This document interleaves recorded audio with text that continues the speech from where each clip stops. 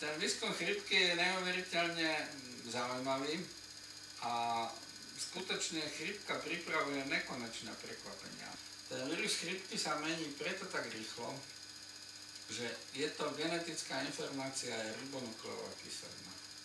Naša genetická informácia, väčšina genetickej informácie je dezoxyribonukleová kyselina. Keď sa rozmnožuje nejaký organizmus, tak tá dezoxyribonukleová kyselina sa musí rozmnožiť. Hej? To rozmnoženie, takzvaná replikácia, tá samozrejme nič v prírode nie je dokonalé. Tá prebieha s určitými chybami. Lenže keď sa replikuje a rozmnožuje dezoxyribonukleová kyselina, tie chyby sa môžu opraviť. Existuje mnoho mechanizmov opravy. Keď dojde k chybám v tých opravách, môže sa vyvinúť treba z nádorové ochorenie. Jeden z takých hlavných markerov nádorov je P53, to je vlastne bielkovina, ktorá pomáha opravovať chyby pri replikácii. U ribonukleovej kyseliny také mechanizmy neexistujú. To znamená, chyba je, bum, ostane tam. Navyše ten mechanizmus tej replikácie u chrípkových vírusov je taký, že on velice neverne kopíruje, čiže ešte aj to ďalšie zvyšuje chyby. Čiže to je bežný postup mutácie. To sa deje, keď na jeseň začne vírus a na jar skončí. Prebiehajú mutácie. Ale okrem toho, vírus chrípky je tým zákerným, že on má genetická informácia u vírusov až na výnimky je zložená z jednej jedinej molekuly. Jedna molekula. Ale vírus chrípky má 8 nezávislých segmentov, úsekov tej kyseliny ribonukleovej. Čiže 8 kúskov. A teraz, vy keď si predstavíte, že vy dostanete do jedného organizmu, do jednej bunky teda, dva rôzne vírusy, tak oni si môžu tie segmenty vymeniť. A vznikne kombinácia segmentov. A tá kombinácia segmentov je to, čo robí tie najväčšie problémy. Našťastie, doteraz je známe len jedno jediné zviera na Zemi, ktoré môže byť infikované súčasne jak ľudskými, tak vtáčimi vírusmi. Vtáčie vírusy sú najdôležitejšie z toho dôvodu, že existuje až 16 tých hemagglutininov, tých H1, H2, H3 až H16. Ľudia sa stretli bežne z H1, H2, H3. Tí vtáci majú až po 16. Ale len prasa môže infikovať jak vtáči, tak ľudský vírus. Len prasa. Tam sa to môže zamiešať a z prasata to potom môže prejsť do človeka. Preto nikdy pandémie nevznikajú v islamských štátoch. Nemôže vzniknúť. Zatiaľ, čo v Číne, tam vznikali aj v minulosti, lenže tam je zase úplne iný spôsob života v tom, že oni väčšinou, viete, u nás ideme do samoobsluhy a už dlhé roky chodíme tak, že ideme a kúpime si mrazené kúra. Oni si donesú živé kúra domov, majú ho týždeň v kuchyni, potom sa rozhodnú ho zarezať.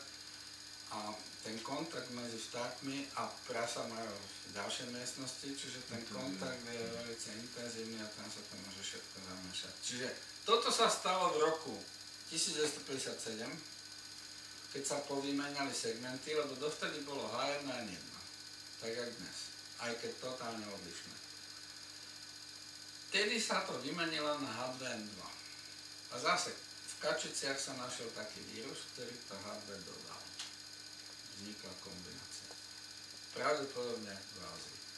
A v roku 68, keď z H2N2 sa stalo H3N2, tak vtedy zase dodali vtáky ten H3. A keby sa nastala situácia, že vznikne životaschopný vírus, čo je H5N1, že by dodalo to H5 nejakému ľudskému, no tak by mohol vzniknúť vírus, ktorý by mohol byť veľmi nebezpečný, ale nebezpečný by bol hlavne v tom, že to H5 my ľudia až na tých nešťastníkov, čo sa zainfikovali, nemá.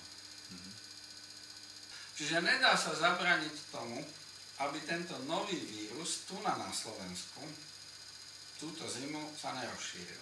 Žiadne opatrenie sa nedá urobiť, aby sa tomu zabránilo. jediné opatrenie je vakcína.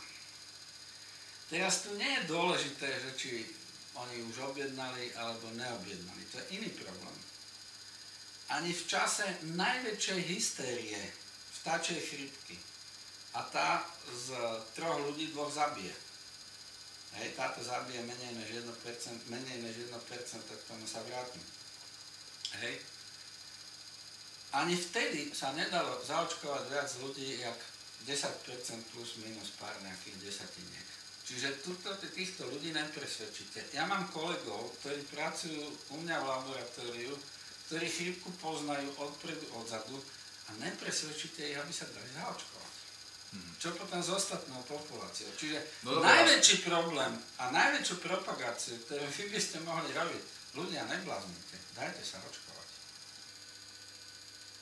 Čiže vakcína nič lepšie nebude a ja si myslím, že vzhľadom k tomu, aký je prístup nášho obyvateľstva k vakcinovaniu, hej, že to je jediná vec, ktorú by bolo treba zvrátiť. Aby tí ľudia viac dbali o svoje zdravie, aby sa nehali poriadne zaočkovať. Teraz samozrejme, keby nastala nejaká chrípka, žiadny problém. Zavriete školy, zakažete návštevy v nemocniciach. Ideálne by bolo, keby nosili rúška. Čo zase, v Ázii je to normálne. Ale skúste si predstaviť našich ľudí s rúškami, ja neviem. No treba zdravo žiť, treba športovať, treba chodiť na čerstvý vzduch, treba jesť veľa ovocia, vitamínov. Teraz sa to dá, kto nemá peniaze na čerstvé ovoce, môže si kúpiť vitamíny. Tie sú lacnejšie, to čerstvé ovoce. Ale to je jediný spôsob.